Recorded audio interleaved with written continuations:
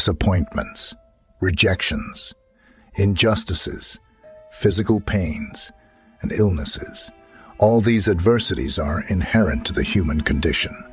It doesn't matter who you are, how much money you make, or what material possessions you have. Inevitably, you will face devastating experiences and encounter difficult emotions throughout life. You will inevitably lose loved ones and also face the reality of death. How do you maintain mental resilience in the face of all this? Although these universal truths often inspire fear and are frequently ignored, denial doesn't make them disappear. Instead, it leaves us helpless and completely vulnerable when confronted with adversity. Stoicism offers an alternative approach. It suggests proactive, anticipatory preparation for these challenging moments. By deliberately training your mind, you cultivate the inner strength necessary to endure even life's harshest difficulties. The collection of writings by Seneca, Letters from a Stoic, is particularly known for offering valuable insights and practical advice on how to cultivate mental strength and resilience.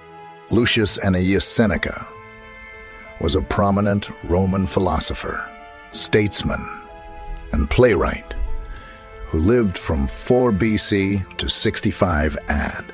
He is widely regarded as one of the key figures in the philosophy of Stoicism, which teaches individuals to develop mental resilience, enabling them to face life's challenges with calmness and composure. In this video, we present 6 ways to be mentally resilient.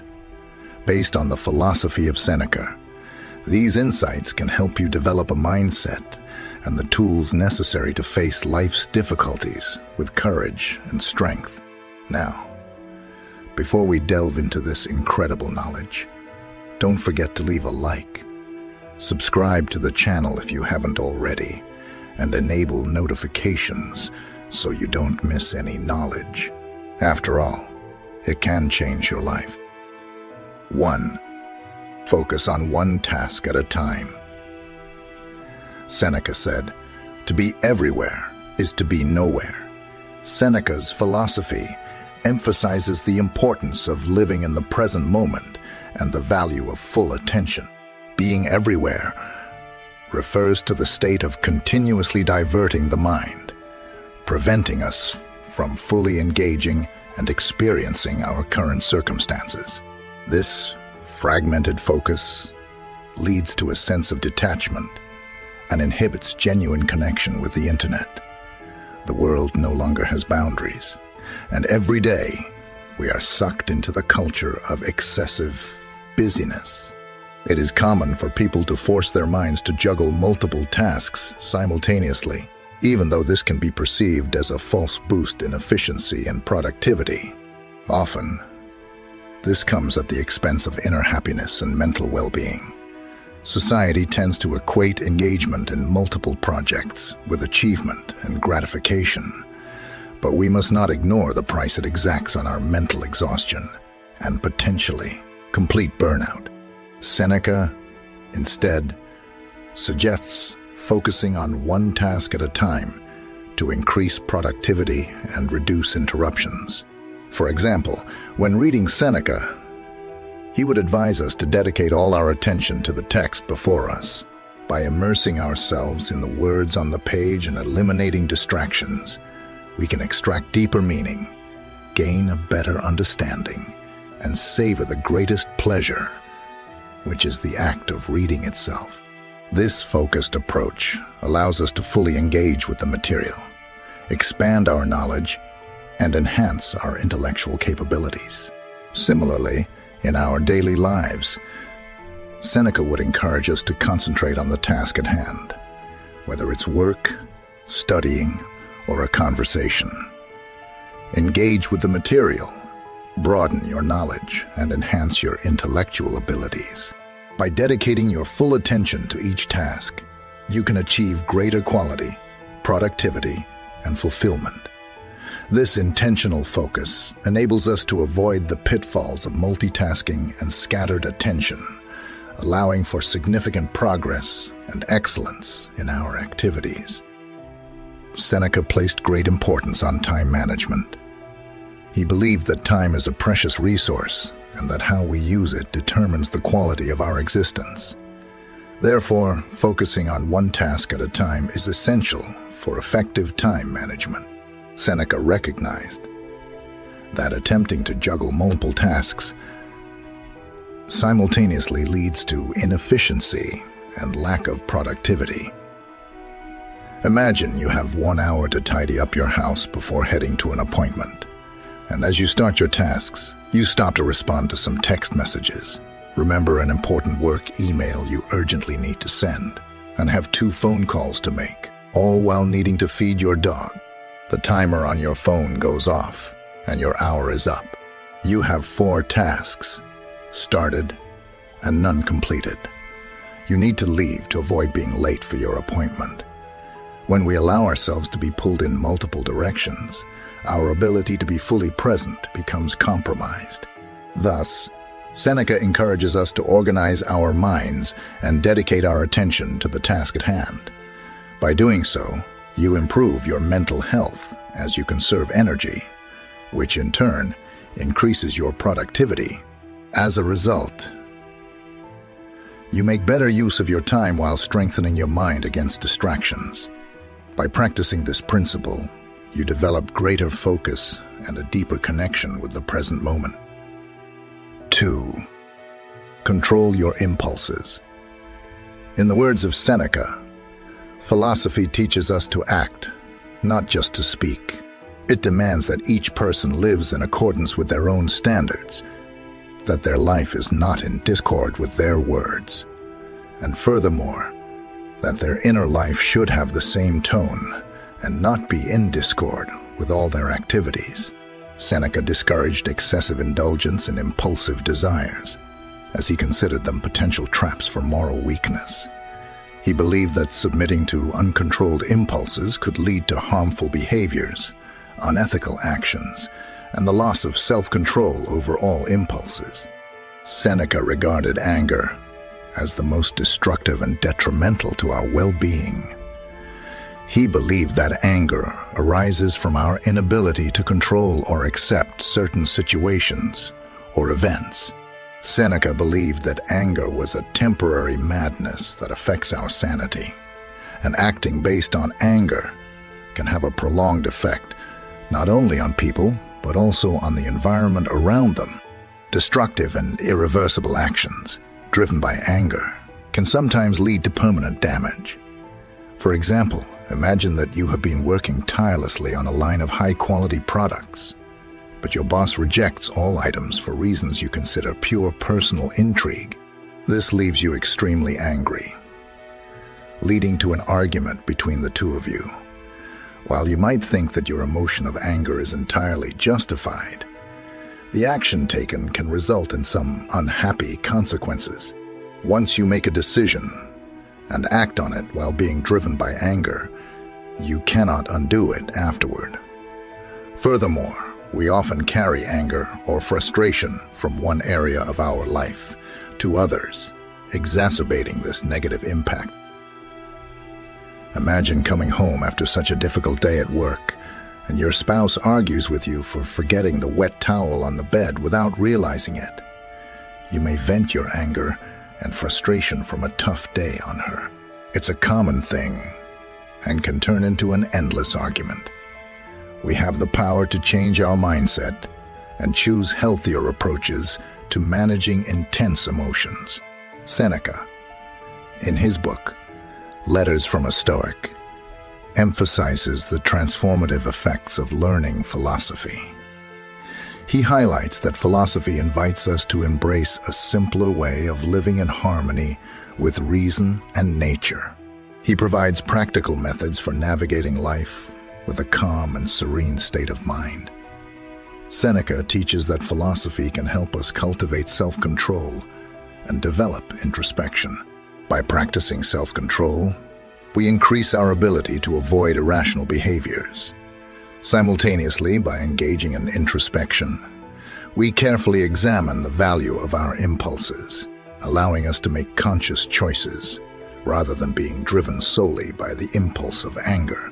An interesting anecdote involving Seneca and the Emperor Nero illustrates the correlation between philosophy and its beneficial effect on impulse regulation. According to the story, Nero once became furious with a servant who spilled food on him in a fit of anger. Nero ordered the servant to be severely punished. Upon witnessing this outburst, Seneca intervened and seized the opportunity to impart a valuable lesson. He urged Nero to reflect on his actions and consider whether his response was in line with the teachings of philosophy. Seneca reminded Nero of the Stoic principle of self-control and advised him to temper his emotions and exercise moderation in wielding power. This incident clearly indicates Seneca's ability to use real-life situations to teach philosophy, concepts, and guide his student toward a more virtuous path. From this, we understand the profound importance of philosophy in freeing ourselves from the shackles of anger and unrestrained emotions. By embracing Stoicism, we gain the necessary tools to lead a more virtuous and fulfilled life.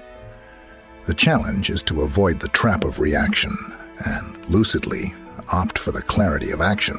If someone approaches us rudely and we respond with kindness, patience, and calmness, it's the action of our understanding towards the other. Perhaps it would be easier, out of habit, to behave reciprocally, returning the rudeness we received. However, the great challenge is to stop reacting, choosing the action that will always yield better results, as it is the result of balance and reflection. The transformation of our behavior will happen gradually and will be the result of discipline and thinking. 3. Be prepared.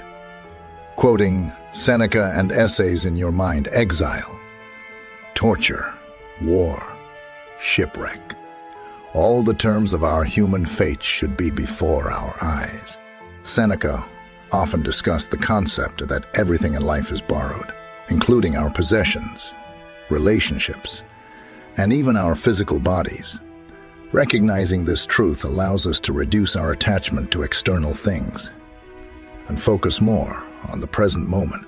For example, let's imagine a scenario where you own a beautiful house that holds great significance for you. Meditating on the fact that this house is borrowed and could potentially be lost or destroyed, you can detach from material possessions and find contentment in the present, instead of constantly striving for more or worrying about the potential loss of what you have. This practice of negative visualization that Seneca emphasized helps cultivate mental strength and resilience. Negative visualization involves deliberately contemplating and imagining the worst-case scenarios, or imagining the loss of something important to us. By engaging in this exercise, not only do we promote gratitude for our current possessions, but we also mentally and emotionally prepare ourselves for life's adversities. Consider, for example, your car to engage in negative visualization. Take a moment to imagine the possibility of losing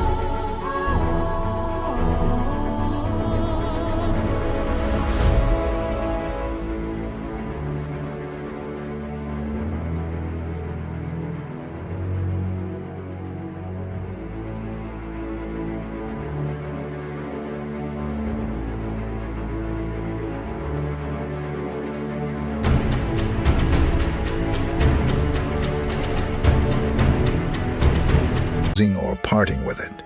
Visualize scenarios in which you sold it, it gets stolen, or you must voluntarily donate it. By vividly imagining these situations, allow yourself to experience the associated emotions and reflect on a life without that possession. Moreover, negative visualization can be applied to various aspects of life, including relationships, health, professional success, and so on. For instance, you can contemplate the potential strain in a cherished relationship, the challenges of dealing with a health issue, or the setbacks and failures you may encounter in your career. By dedicating 5 to 10 minutes each morning to reflect on these worst-case scenarios, you can incorporate this practice into your routine. You can also use negative visualization to confront your own mortality. Seneca believed that by imagining our own death, we gain a powerful perspective on the fleeting nature of life. This practice reminds us that our time is limited and encourages us to live with purpose and mindfulness. When we imagine our own mortality, we recognize the brevity and fragility of our existence. It helps us shift our focus from trivial matters and petty concerns, redirecting our attention to what truly matters. By contemplating our mortality, we develop a sense of urgency to pursue our passions, nurture our relationships, and contribute to the world. It encourages us to value experiences over material possessions and fosters gratitude for the present moment. We learn to value people and opportunities in our lives and face challenges with resilience and determination. Engaging in the mental exercise of negative visualization and proactively preparing for challenging situations not only fosters gratitude for what you have, but also allows you to take proactive measures to prevent them from happening, prepares you to deal with them effectively should they arise. This practice promotes a mindset of preparedness and adaptability, reinforcing your confidence and stance in the face of life's uncertainties. 4. Embrace difficulties voluntarily. Seneca once wrote, "Difficulties strengthen the mind, just as labor does the body." Despite his immense wealth in the Roman Empire, Seneca intentionally adopted a lifestyle reminiscent of poverty. He set aside a few days each month to wear simple clothing and consume the bare minimum of food. This practice was not driven by financial necessity, but rather to temper his desire for material goods and fleeting pleasures. Seneca sought to deepen his appreciation for what he already possessed, and more significantly, to develop the courage necessary to face future challenges. This Stoic technique, known as voluntary suffering, involves intentionally seeking and embracing challenges that push us beyond our comfort zones. It is a powerful method for strengthening the mind. Seneca likened it to physical labor that strengthens the body, just as physical effort challenges and strengthens our muscles. Voluntarily embracing difficulties and suffering provides mental training. By embracing challenges and willingly confronting discomfort, we promote resilience, discipline, and gratitude, developing a mindset that thrives in the face of life's adversities. To illustrate how voluntary difficulties can be practiced, consider an individual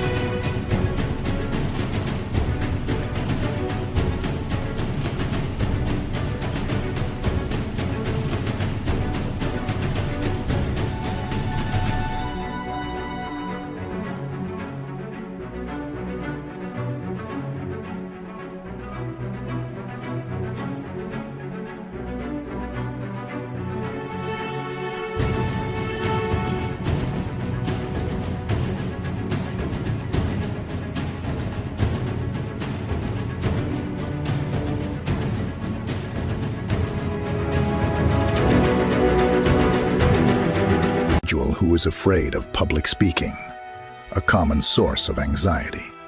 Instead of avoiding situations that involve public speaking, this person decides to confront their fear through voluntary difficulties. They actively seek opportunities to speak in public, such as joining a local group or volunteering to give presentations at work. Initially, the idea of public speaking may provoke discomfort and apprehension.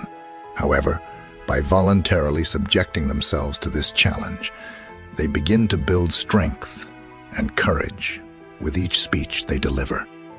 They push the boundaries of their comfort zone, learn to manage anxiety, improve their communication skills, and build resilience in the face of potential setbacks. Through this practice, by voluntarily embracing the difficulties of public speaking, you diminish the grip of fear and expand your ability to handle future challenges. It's important to note that voluntary difficulties can be practiced even in the absence of specific fears. For example, you can go outside without a coat in winter, turn off the air conditioning at home or in the car, take cold showers, occasionally fast, or sleep without a pillow. The key is to actively choose discomfort and challenges that expand our limits. It's a test of our resilience. By deliberately opting to confront challenges and discomfort, we engage in mental training that builds resilience, discipline, and gratitude for the abundance we possess. By actively practicing voluntary difficulties, we prepare our minds and bodies for unforeseen and challenging situations, realizing that many things we once feared are not as daunting as they seemed. 5. Avoid self-victimization. According to Seneca, man is not affected by events but by his view of them. Seneca emphasized the importance of the dichotomy of control and the concept of amor fati to avoid falling into a victim mentality. The dichotomy of control refers to the distinction between things that are under our control and those that are not. Seneca believed that while external events and circumstances are beyond our control, we have the power to control our own thoughts, attitudes, and behaviors. This distinction allows us to focus our energy and attention on what is truly within our control. Amor fati, which means love of fate, is a Stoic mindset that encourages individuals to embrace and accept every moment of their lives, regardless of how challenging or difficult it may be. Instead of trying to escape or resist these circumstances, amor fati encourages loving and appreciating them, recognizing that they offer opportunities for growth, learning, and personal development. In today's world, it's very easy to adopt a self-victimized mentality without taking responsibility for anything or any of your outcomes.